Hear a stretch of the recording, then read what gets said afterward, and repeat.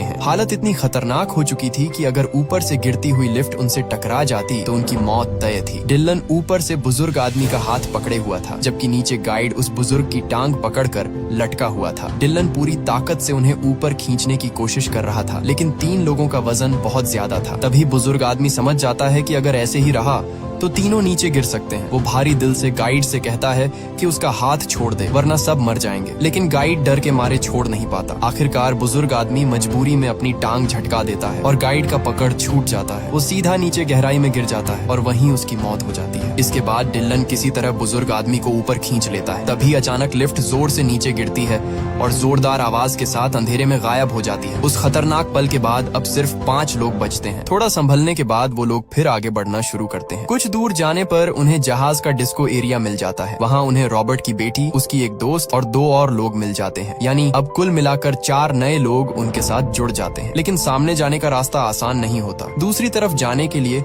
लोहे की एक बड़ी रेलिंग टूटकर गिरी हुई थी, जो अब एक पुल की तरह काम कर सकती थी। उसी के सहारे लोग दूसरी तरफ जा सकते थे। डिलन सबसे पूछता है कि क्या किसी को यहाँ से निकलने का कोई और रास्ता पता है। तभी एक लड़की बताती है कि उसे जहाज के नीचे वाले हिस्से का रास्ता पता है और शायद वहीं से बाहर निकलने का मौका मिल सकता है। इसके अलावा कोई दूसरा रास्ता नहीं था। अब सब लोग एक एक करके उस गिरी हुई रेलिंग पर चढ़कर दूसरी तरफ जाने लगते हैं। धीरे धीरे 5 लोग उस पार पहुंच भी जाते हैं। तभी एक शराबी आदमी भी उसी रास्ते से जाने लगता है। वो जैसे ही रेलिंग के बीच तक पहुंचता है, अचानक ऊपर से इंजन का एक भारी हिस्सा टूटकर उसके ऊपर आ गिरता है। टक्कर इतनी जोरदार होती है कि वो आदमी वहीं दब जाता है और रेलिंग भी टूटकर उसके साथ नीचे गिर जाती है। नीचे पानी भरा हुआ था और उस पानी में आग लगी हुई थी। इंजन का टुकड़ा, टूटी रेलिंग और वो आदमी सब उसी जलते हुए पानी में गिर जाते हैं। कुछ ही सेकंड में आग उसे अपनी लपटों में ले लेती है और उसकी भी मौत हो जाती है। अब हालत ये हो जाती है कि कुल 8 लोग बचे हैं, लेकिन उनमें से सिर्फ 5 ही दूसरी तरफ पहुंच पाए हैं। रॉबर्ट, उसकी बेटी और डिलन अभी भी पीछे फंसे हुए हैं। नीचे पानी में आग जल रही थी और ऊपर से जहाज का ढांचा कभी भी टूटकर गिर सकता था। अब उन्हें कोई ऐसा रास्ता ढूंढना था जहां नीचे पानी हो, ताकि अगर कूदना पड़े तो शायद जान बच सके। डिलन समझ जाता है कि अगर नीचे पानी तक पहुंच जाए तो आग उसे छू भी नहीं पाएगी। वो हिम्मत करके नीचे कूदता है। जैसे ही वो पानी में गिरता है, तुरंत तैरते हुए दूसरी तरफ पहुंच जाता है। वहां पहुंचकर वो रस्सी का एक सिरा पाइप के साथ मजबूती से बांध देता है। अब उसी रस्सी को पकड़कर रॉबर्ट और उसकी बेटी भी धीरे धीरे झूलते हुए उस पार पहुंच जाते हैं। इसी बीच कहानी फिर जहाज के बड़े हॉल की तरफ जाती है। वहाँ अभी भी बहुत सारे लोग बैठे हुए थे। सबको उम्मीद थी कि जल्द ही मदद आएगी और हेलीकॉप्टर उन्हें बचा लेंगे, लेकिन हालात हर पल खराब होते जा रहे थे। समंदर का दबाव इतना बढ़ चुका था कि वहाँ लगे मोटे और मजबूत शीशे भी धीरे धीरे टूटने लगे और फिर अचानक एक शीशा टूट जाता है। अगले ही पल समंदर का पानी तेज दबाव के साथ अंदर घुस आता है।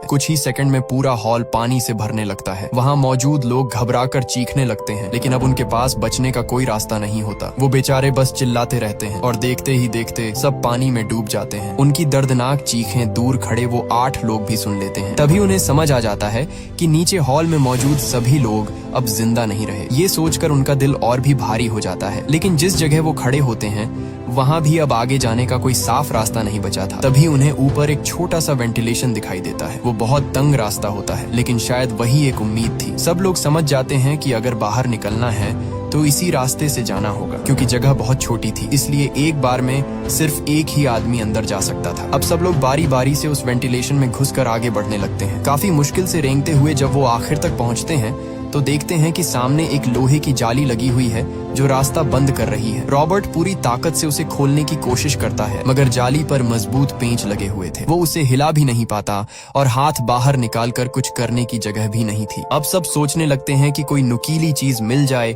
जिससे उन पेंचों को खोला जा सके। तभी उनके साथ मौजूद एक लड़की, जो बिना टिकट जहाज में छुप कर आई थी, चुपचाप अपने गले से क्रॉस वाला छोटा सा लॉकेट उतारती है और रॉबर्ट को दे देती है। वो कहती है कि शायद इसकी नुकीली किनारी से पेंच ढीले हो जाए और शायद यही छोटी सी चीज उनकी जान बचाने का रास्ता बन जाए। सबसे नीचे डिलन था, इसलिए पानी सबसे पहले उसी तक पहुंच रहा था। धीरे धीरे पानी बढ़ता गया और वो लगभग पूरी तरह उसमें डूबने लगा। अब हालत ऐसी हो गई थी कि बस कुछ ही सेकंड में उसकी सांस टूट सकती थी। तभी अचानक किस्मत से सामने लगी जाली ढीली पड़ जाती है और खुल जाती है। जैसे ही रास्ता खुलता है सब लोग जल्दी जल्दी बाहर निकल आते हैं। इसी वजह से आखिरी पल में डिल्लन की जान भी बच जाती है। लेकिन बाहर निकलते ही उन्हें एहसास होता है कि मुश्किलें अभी खत्म नहीं हुई हैं। आगे बढ़ने पर उन्हें एक बड़ा टैंक दिखाई देता है। नीचे जाना मुमकिन नहीं था क्योंकि वहाँ से तेजी से पानी अंदर आ रहा था। आगे का रास्ता भी बंद था। असल में वहाँ से निकलने का सिर्फ एक ही तरीका था, एक छोटा सा रास्ता जो तब तक नहीं खुलता जब तक पूरा टैंक पानी से भर न जाए। मतलब अगर उन्हें आगे जाना है तो इस टैंक को जानबूझकर पानी से भरना पड़ेगा। जैसे ही टैंक पूरा भर जाएगा, दबाव की वजह से छोटा दरवाजा खुल जाएगा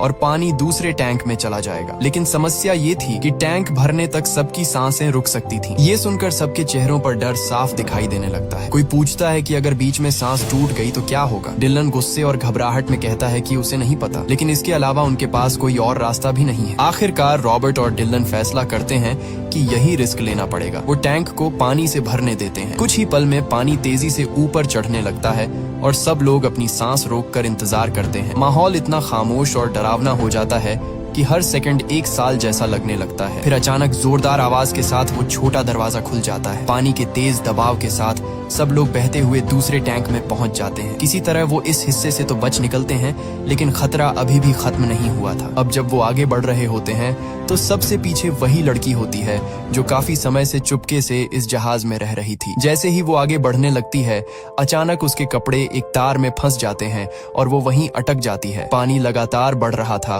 और वो निकल नहीं पा रही थी। बुजुर्ग आदमी तुरंत उसकी मदद के लिए आता है और किसी तरह उसे छुड़ाकर ऊपर खींच लेता है। मगर यहाँ भी पानी तेजी से भर रहा था। चारों तरफ लाशें पानी पर तैर रही थीं और दबाव हर पल बढ़ता जा रहा था। ये सब देखकर डिलन का चेहरा बिल्कुल उदास और टूटा हुआ लगने लगता है। उसकी हालत देखकर बच्चे की माँ उससे पूछती है, क्या हुआ डिलन? अब उसके चेहरे पर ऐसा भाव था जैसे उसे आगे आने वाली किसी बड़ी सच्चाई का अंदाजा हो चुका हो। बच्चे की माँ डिलन से पूछती है कि वो इतना निराश क्यों लग रहा है। डिलन धीमी आवाज में कहता है कि अब उन्हें किसी ऊंची जगह पर जाना चाहिए, लेकिन अफसोस की बात ये थी कि वहाँ से ऊपर जाने का कोई साफ रास्ता ही नहीं बचा था। ये सुनकर सबका हौसला टूटने लगता है। रॉबर्ट उदास होकर डिलन से कहता है कि उसने सबकी जान बचाने के लिए बहुत कोशिश की और इसके लिए वो उसका शुक्रगुजार है। लेकिन कभी कभी इंसान सब कुछ करने के बाद भी हालात को नहीं बदल सकता, क्योंकि हर चीज हमारे बस में नहीं होती। तभी अचानक जहाज के इंजन रूम की तरफ एक जोरदार धमाका होता है। धमाके की वजह से जो पानी उस हिस्से में जमा हो गया था वो तेजी से बाहर निकलने लगता है। जैसे ही पानी नीचे जाता है वो रास्ता भी खाली हो जाता है जहां से उन्हें आगे बढ़ना था। एक पल के लिए सबको उम्मीद की किरण दिखाई देती है, लेकिन जैसे ही वो लोग आगे बढ़ते हैं सामने एक और बड़ी मुश्किल खड़ी होती है। वहाँ एक विशाल पंखा घूम रहा होता है। समस्या ये थी कि वो पंखा सीधा नहीं बल्कि उल्टी दिशा में घूम रहा था और हवा का तेज दबाव उनकी तरफ आ रहा था। इसका मतलब था कि अगर वो उसकी तरफ कुछ फेंकते भी तो वो चीज पंखे तक पहुंचने के बजाय वापस उनकी तरफ ही आ जाती। फिर भी रॉबर्ट वहां जाने के लिए तैयार हो जाता है ताकि किसी तरह उस पंखे को बंद कर सके। ये देखकर उसकी बेटी का दोस्त तुरंत आगे आता है और कहता है कि उन्हें ऐसा नहीं करना चाहिए। वो कहता है कि रॉबर्ट को अपनी बेटी के साथ रहना चाहिए और वो खुद जाकर पंखों को बंद करने की कोशिश करेगा। लेकिन रॉबर्ट अपनी बेटी को रोता हुआ देखकर फैसला कर लेता है। वो पानी में कूद जाता है और तैरते हुए कंट्रोल रूम की तरफ बढ़ने लगता है, जहाँ से उन